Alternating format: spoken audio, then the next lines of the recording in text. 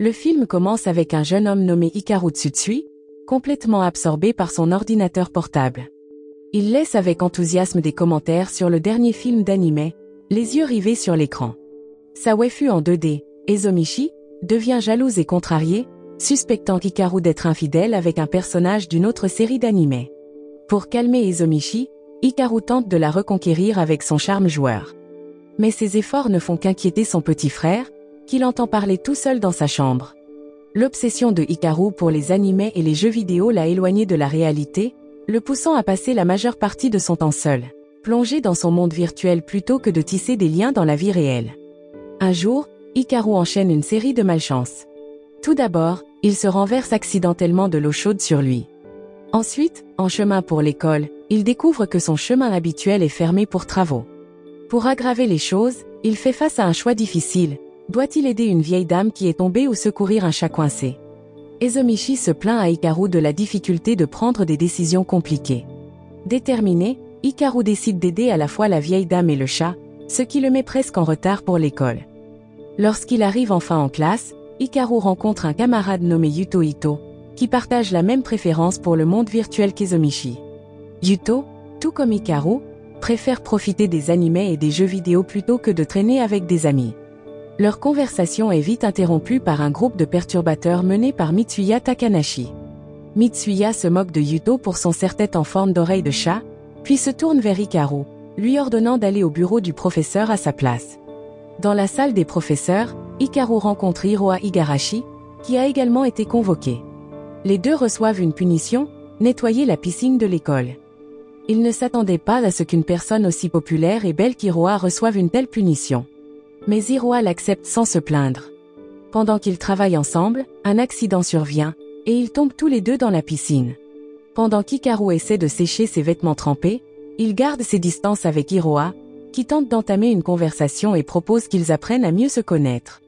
Voyant à quel point Hikaru est mal à l'aise, Hiroa lui propose joyeusement de sortir ensemble. Sa proposition soudaine irrite Hikaru. Il s'énerve contre Hiroa, convaincu qu'elle se moque de lui et qu'elle n'est pas sérieuse à propos d'une relation. Blessé et déçu, Hiroa s'éloigne, laissant Hikaru derrière.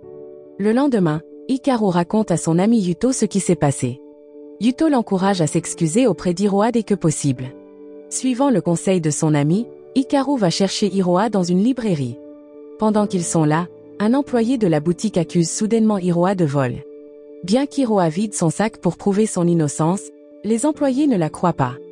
Voyant à quel point Hiroa est bouleversée, Hikaru intervient pour la défendre, insistant sur le fait qu'il était avec elle tout le temps et qu'elle n'a rien volé. Mais au lieu de le croire, les employés du magasin signalent Hikaru à la police, affirmant qu'il harcèle Hiroa. Effrayé, Hikaru n'a d'autre choix que de s'enfuir.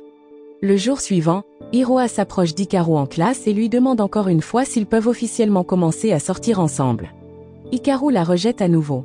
Une camarade de classe nommée Arisa Ishino intervient et encourage Hikaru à donner une chance à Hiroa. Suivant les conseils d'Arisa, Hikaru court après Hiroa et s'excuse. Bien qu'Hikaru ait encore des doutes sur les intentions d'Hiroa, pensant qu'elle pourrait simplement jouer avec lui, il finit par accepter son idée, une relation de 6 mois. À partir de ce moment, Hikaru et Hiroa deviennent officiellement un couple. Hiroa demande à Hikaru de venir la chercher chaque matin pour qu'ils puissent aller à l'école ensemble, main dans la main. Elle mentionne également d'autres activités typiques de couple, comme prendre des repas ensemble, aller à des rendez-vous, se faire des câlins et même s'embrasser. Ce soir-là, Hikaru est assis dans sa chambre, réfléchissant profondément à la complexité des relations dans le monde réel, avec toutes les attentes et responsabilités qu'implique une petite amie. Ezomichi, le personnage de son imagination, se moque de lui, suggérant qu'Hiroa cherche simplement à le contrôler et à le manipuler. Pendant ce temps, à l'extérieur de la chambre d'Hikaru, ses parents et son petit frère, Kaoru, écoutent secrètement sa conversation avec Ezomichi. Le lendemain, pendant le déjeuner à l'école, Hikaru et Hiroa s'assoient proches l'un de l'autre, attirant l'attention de leurs camarades de classe. Mitsuya, connu pour ses mauvaises habitudes, s'approche et exige qu'Hiroa rompe avec Hikaru et sorte avec lui à la place. Il se moque de l'amour d'Hikaru pour les animés et les jeux vidéo, se vantant d'être meilleur que lui. Mais Hiroa ignore les provocations de Mitsuya, montrant qu'elle s'en moque.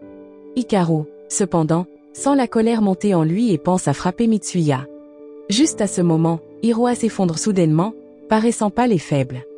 Elle supplie Hikaru de l'emmener voir un médecin, le docteur Mabuchi, à l'hôpital. Sans perdre une seconde, Hikaru porte Hiroa et se précipite pour lui apporter de l'aide médicale.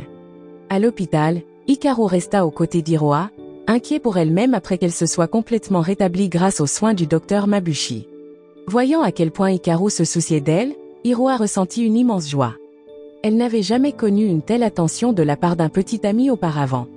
Quelques jours plus tard, Hikaru demanda conseil à Arisa pour savoir comment être un bon petit ami, n'ayant jamais eu de véritable relation.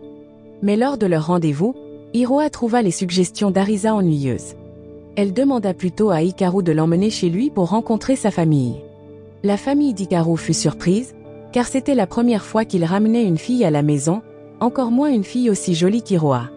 Ils organisèrent rapidement un accueil chaleureux pour elle et posèrent des questions avec enthousiasme sur le début de leur relation. Hiroa avoua timidement qu'elle était tombée amoureuse de Hikaru dès leur première rencontre. Ensuite, elle demanda à voir la chambre d'Hikaru. En entendant cela, Hikaru et toute sa famille insistèrent nerveusement qu'ils n'avaient pas de chambre, essayant de protéger Hiroa de découvrir l'espace d'Hikaru, rempli de posters et d'images de sa waifu en 2D, Ezomichi. Hiroa, déterminée, ne se laissa pas décourager. Elle fit semblant d'avoir besoin d'aller aux toilettes, mais s'éclipsa discrètement pour monter à l'étage et trouver la chambre d'Hikaru. En entrant, elle fut émerveillée par la pièce, décorée de figurines et de posters d'anime dans tous les coins. Pendant ce temps, Hikaru fut choquée de découvrir qu'Hiroa ne le jugeait pas comme il l'avait redouté. Au contraire, elle admirait sincèrement sa passion pour les animés et les jeux vidéo, et ne le considérait pas comme un otaku bizarre.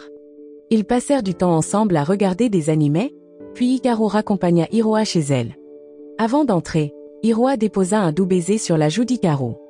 Le lendemain, Hikaru raconta avec excitation les détails de son rendez-vous réussi à Yuto et demanda à Arisa des idées de cadeaux pour Hiroa. Mais cette fois, Arisa lui demanda de l'aider à se rapprocher de Mitsuya. Alors qu'Hikaru travaillait à son emploi à temps partiel dans un parc d'attractions, il croisa Hiroa par hasard. Elle l'aida même à calmer une petite fille qui pleurait parce qu'elle s'était perdue. Hiroa ne se rendit pas compte qu'Hikaru était la personne dans le costume de mascotte, et elle partit après avoir réuni la fillette avec sa mère. À la grande surprise d'Hikaru, il vit Hiroa marcher dans le parc avec le docteur Mabuchi. Leurs interactions proches firent se demander à Hikaru s'il y avait plus qu'une simple relation médecin-patient entre eux. Le lendemain, Hikaru envoya un message à Hiroa pour lui dire qu'il ne pouvait pas venir la chercher. Dès lors, il commença à l'éviter à l'école. Un jour, alors qu'il était assis seul dans le jardin de l'école, Hikaru rencontra Sumie Ayado, une élève passionnée d'anime et de jeux vidéo, tout comme lui. À sa grande joie, Sumie partageait la même obsession pour le personnage d'Ezomichi. Ils eurent une conversation animée, en parfaite harmonie grâce à leurs intérêts communs. Non loin de là, Hiroa remarqua leur complicité. Mitsuya, qui vit la réaction d'Hiroa, en profita pour la taquiner en suggérant qu'elle devrait rompre avec Hikaru. Sur le chemin du retour, Hikaru et Hiroa se croisèrent dans la rue. Hiroa, jalouse et contrariée, tenta d'exprimer ses sentiments, mais Hikaru, totalement ignorant de ce qu'elle ressentait, lui répondit froidement. Il continua à garder ses distances, laissant les malentendus s'accumuler. Leur relation devint de plus en plus distante, comme s'ils étaient des étrangers qui ne s'étaient jamais connus. Finalement, Hikaru affronta Mitsuya et, dans un geste désespéré, mentit en disant qu'il avait rompu avec Hiroa. Insulté et vexé, Mitsuya frappa Hikaru, le mettant à terre. Voyant son petit ami sans défense à terre, Hiroa intervint et gifla Mitsuya. Puis, elle s'empressa de conduire Hikaru à l'hôpital. Une fois là-bas, le docteur Mabuchi parla à Hikaru, mentionnant à quel point Hiroa était devenue plus heureuse et joyeuse depuis qu'ils sortaient ensemble. Ce moment touchant bouleversa profondément Hikaru, qui n'avait pas réalisé l'impact positif qu'il avait eu sur sa vie. Plus tard, lorsqu'Hiroa trouva Hikaru avec un Mitsuya blessé, elle courut vers lui et le serra dans ses bras. Hikaru s'excusa sincèrement pour les malentendus et la douleur qu'il lui avait causée. Le lendemain, Hikaru présenta fièrement Sumie à Hiroa et Yuto, annonçant qu'Hiroa était sa petite amie. Sumie fut choquée d'apprendre qu'Hikaru avait une si belle petite amie dans la vraie vie. Yuto, quant à lui, sembla intrigué par Sumie dès leur première rencontre.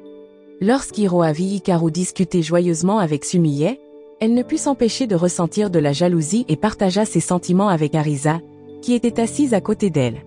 Arisa suggéra qu'ils fassent un pique-nique pour permettre à tout le monde de mieux se connaître et d'apporter un peu d'harmonie au groupe. Ainsi, Hikaru et Hiroa partirent en pique-nique avec Arisa, Mitsuya, Yuto et Sumie. Pendant la sortie, Sumie, qui avait secrètement des sentiments pour Hikaru, observa les interactions heureuses et complices entre Hikaru et Hiroa. Yuto, remarquant Sumie silencieuse, ressentit une pointe de tristesse en réalisant qu'elle aimait Hikaru. Ce soir-là, alors que tout le monde se réunissait à l'extérieur, Hikaru se sentit soudain mal et décida de se reposer à l'auberge. Peu après, Sumie entra discrètement et trouva Hikaru endormi sur le canapé. Elle s'approcha et lui prit doucement la main, mais Hiroa, qui vit la scène, parut agacé, ce qui poussa Sumie à reculer et à partir. Hiroa s'éloigna avec une expression triste, et Arisa, remarquant que quelque chose n'allait pas, réveilla rapidement Hikaru et le poussa à aller après sa petite amie. Pendant ce temps, Yuto s'approcha de Sumie, qui pleurait, et la réconforta. Sumie avoua en larmes qu'elle avait des sentiments pour Hikaru.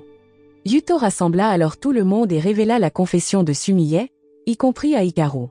Cependant, Hikaru refusa doucement Sumie, lui expliquant qu'il était déjà engagé envers Hiroa et qu'il l'aimait profondément.